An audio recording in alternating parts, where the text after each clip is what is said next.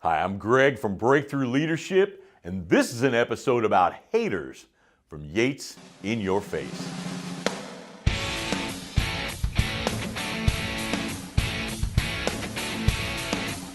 It's official, I've got haters, and I agree with them more than they ever imagined.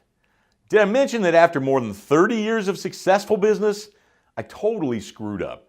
I ended up pleading guilty to bank fraud and spent almost a year in prison. It's true. I was sure nobody wanted to hear what I'd learned through that, but I was wrong.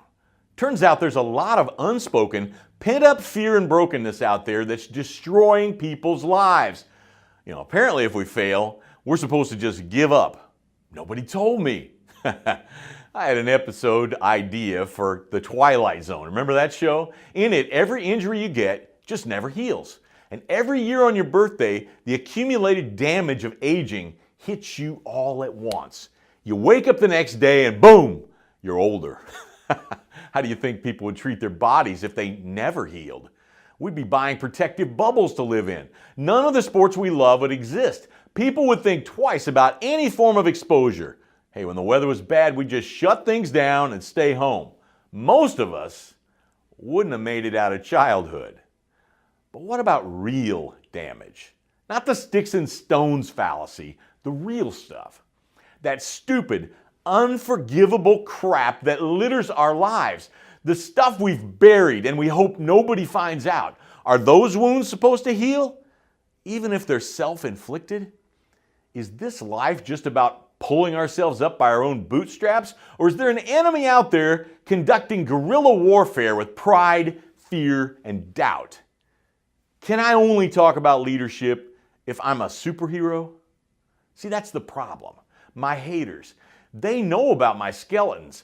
They think I'm trying to pretend they don't exist, but they're wrong. I'm screaming out in agony over the wounds I've caused others, my family, and myself. I hate it. I hate myself for it. I can't imagine how God could love me or anyone could care about me. I want to earn respect. I want to have followers because I'm flawless. I want God to love me because I'm such a good guy, not in spite of who I am or what I've done.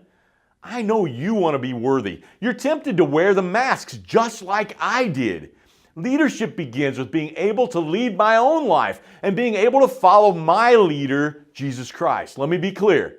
The audience for Breakthrough Leadership is the Christian leader who believes that beyond failure lies potential. Not because we deserve it, but because we don't.